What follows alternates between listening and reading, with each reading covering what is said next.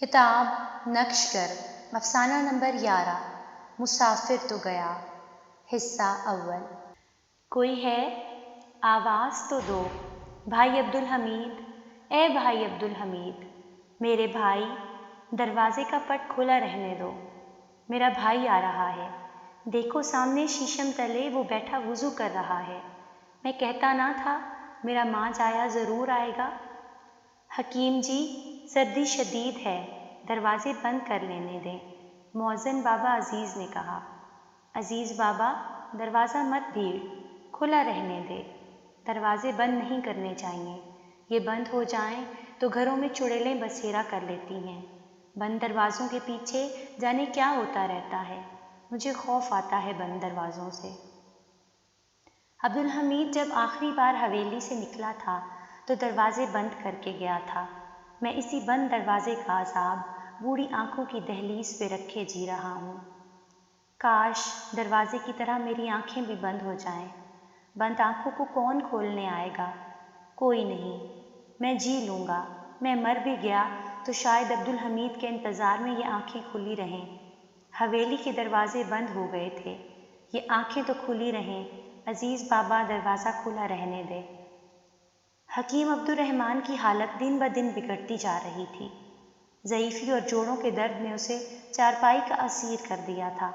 دن بھر طویل برآمدے میں بوسیدہ چارپائی پر بیٹھے وہ خلا میں گھورتے رہتے، تکیے پر ماتھا ٹیک کر نماز ادا کر لیتے، قوت سماعت متاثر ہونے سے وہ اونچا سننے لگے تھے۔ 60 سالہ سفید ریش عزیز بابا نے مسجد کے پہلو سے ایک ایک اینٹ اکھاڑ کر چولہا بنایا، لکڑیاں چن کر آگ جلائی اور حکیم جی کے لیے دلیا بنانے لگا۔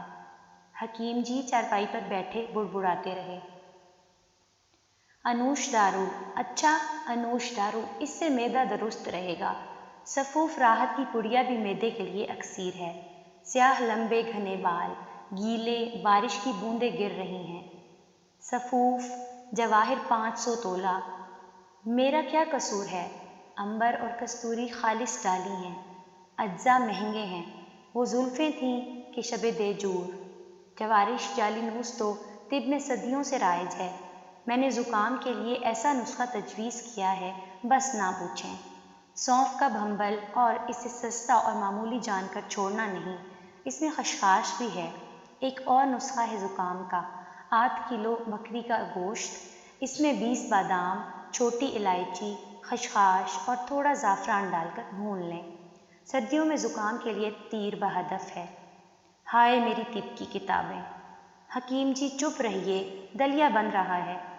آگ بجھنے لگی تو عزیز بابا نے اور لکڑیاں چن کر آگ جلائی، گیلی لکڑیوں کے سلگنے سے دھواں دلیے میں شامل ہوتا رہا۔ حکیم جی نے جیسے ہی دلیے کا پہلا چمچ منہ میں ڈالا، منہ بنا کر بولے، آہ تھو، یہ دلیا ہے؟ عزیز بابا تم نے دھواں پکایا ہے کہ دلیا؟ نہیں کھانا تو نہ سہی، یہ رہی لنگر کی دال اور روٹی۔ عزیز بابا نے دلیے کی پلیٹ اٹھا لی۔ مرچ زیادہ ہے دال میں اور میں معدے کا مریض ہوں۔ حکیم جی یہاں آپ کا کون بیٹھا ہے، صبر شکر کیا کریں، جو مل جائے کھا لیا کریں۔ عزیز بابا میرا ایک کام کرو گے؟ کیا کام ہے؟ پیر جی سے کہو میری عمر جا رہی ہے، ہم مسافر ہیں مسافر، گھڑی بھر کے مہمان۔ پیر جی سفر میں ہیں، سوموار کو لوٹیں گے۔ ساری دنیا سفر میں ہے، سب چلے جائیں گے، کوئی نہیں رہے گا، ایک دن یہ کائنات بھی نہیں رہے گی، یہ مسافر بھی چلا جائے گا۔ کون مسافر؟ میں مسافر، عبدالرحمن، جس کی روح میں آبلے ہی آبلے ہیں۔ میرے اندر ماضی کا ناسور پل رہا ہے، اندر سے گل سڑ گیا ہوں میں، میرے وجود سے لوگوں کو گھن کیوں نہیں آتی؟ شاید مجھے روح نے ڈھانپ رکھا ہے، نہیں رہے گی تو مجھے اٹھا کر گڑھے میں ڈال آئیں گے، پیوند خاک ہو جاؤں گا۔ میں چلا گیا تو کچھ بھی نہیں ہوگا، ساری کائنات کا نظام اسی طرح رواں دواں رہے گا، کسی ایک کے مر جانے سے کچھ بھی تو نہیں بدلتا۔ عزیز بابا خاموشی سے حکیم جی کی باتیں سنتا رہا، وہ ان کا مزاج شناس ہو گیا تھا۔ پیر جی سفر سے لوٹے تو حکیم جی نے ان سے کہا، میری عمر جا رہی ہے، میں کوئی دم کا مہمان ہوں، کتنا نادان تھا میں، 100 برس کا سامان کیا اور پل کی خبر نہ تھی۔ مرنے سے پہلے اس زمین پر ایک سرائے، ایک چھت بنا جاؤں، شاید میرا رب مجھے وہاں عرش کا سایہ نصیب کر دے۔ پیر جی، میرے پاس 90,000 روپیہ ہے، میری کل پونجی آپ لے لیجئے اور درویشوں کی قیام گاہ کے سامنے برآمدہ بنوا دیجئے۔ عاقبت سنور جائے گی میری، یہ میری آخری خواہش ہے۔ اسی ہفتے برآمدے کی تعمیر شروع ہو گئی، بنیادیں اٹھائی گئیں۔ مستریوں کی کرنڈیوں کی آوازوں میں حکیم جی دن بھر دھوپ میں چارپائی ڈالے تعمیر دیکھنے میں مگن رہتے۔ برآمدہ مکمل ہوا تو حکیم جی دن بھر تکیے پر سجدہ ریز رہے۔ تکیہ آنسوؤں سے بھیگتا رہا، ان کی ویران اور بے چین روح بارش میں دھلتی رہی۔ انہیں لگا کہ زندگی بھر کی پریشانیاں اور پشیمانیاں دھل گئی ہیں۔ ہوا سرد تھی۔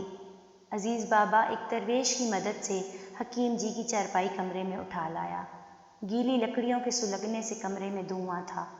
عزیز بابا نے دلیا حکیم جی کے سامنے رکھا۔ ان کی آنکھیں نمناک تھیں۔ اس نے اپنا بوڑھا ہاتھ بوڑھے کندھے پر رکھا تو حکیم جی کا پنجر ہلنے لگا اور چشمے بہہ نکلے۔ عزیز بابا، میرا کوئی نہیں، بہن نہ بھائی، رشتہ دار نہ عزیز، میری عمر بھر کی کمائی یہی ایک برآمدہ ہے، اب میں سکون سے مر جاؤں گا۔ عبدالحمید ضرور آئے گا، تم دروازہ کھلا رکھنا۔ اللہ پیر جی کی عمر دراز کرے۔ اگلی صبح حکیم جی کے کہنے پر چارپائی برآمدے میں بچھا دی گئی۔ انہوں نے قرآن مجید کھولا۔ عزیز بابا، حروف دھندلا کیوں رہے ہیں؟ اینک کے شیشے گدلے ہو رہے ہیں؟ اچھا عزیز بابا، چائے تو پلا دو، آخری چائے، کل میں چلا جاؤں گا۔ مسافر کا سفر مکمل ہو گیا ہے۔ پیر جی سے اجازت لی تھی میں نے کہ مجھے اپنے قبرستان میں تھوڑی جگہ دے دیں۔ شہر خاموشاں بھی تو ایک آباد جگہ ہے، دیکھو کتنے لوگ وہاں رہتے ہیں، وہاں تنہائی کا احساس تو نہیں ہوگا۔ ہمارے شہر بھی تو شہر خاموشاں سے کم نہیں، دیوار سے دیوار جڑی ہے لیکن ہمسائے کو ہمسائے کی خبر نہیں۔ یہاں اور وہاں کیا فرق ہوا؟ عزیز بابا بولو، بولو نا، تم بھی آنے میں جلدی کرنا، وہاں میں تمہارا انتظار کروں گا۔ مجھے کمبل اوڑھا دو، سردی لگ رہی ہے، آسمان سے فرشتے اتر رہے ہیں۔ حکیم جی صبر کیجئے، مایوسی کفر ہے۔ عزیز بابا کی آنکھیں نم تھیں۔ صبر کیسے کیا جائے؟ عمر بھر کی یادیں سامنے دست بستہ کھڑی ہیں، وہ کہیں اور ان کہیں کا جواب مانگتی ہیں۔ ان یادوں سے کہو اوٹ میں ہو جائیں، آخری لمحے تو مجھے اذیت کی سولی پر نہ لٹکائیں۔ ایک عورت کی خاطر میں نے کتنی روحوں کے طاقوں میں رکھے چراغ اپنی نافرمانی اور ہٹ دھرمی کی پھونک سے بجھا دیے بابا۔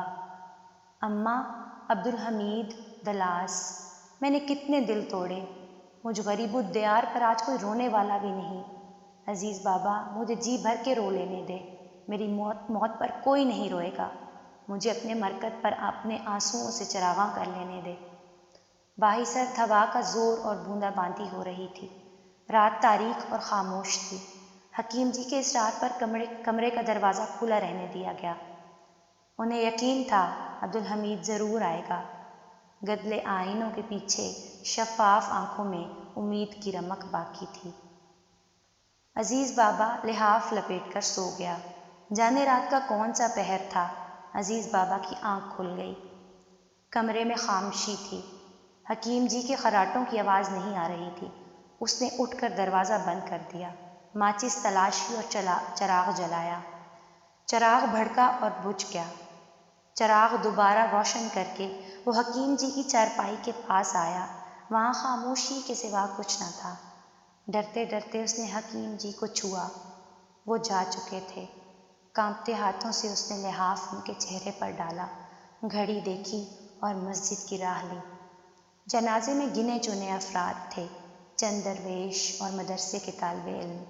جسد خاکی جب لحد میں اتارا گیا، شریک کے درخت میں کوئی پرندہ رو رہا تھا۔ قبرستان سے لوٹ کر بابا عزیز نے چولہا جلایا اور دیگچی اوپر رکھ دی۔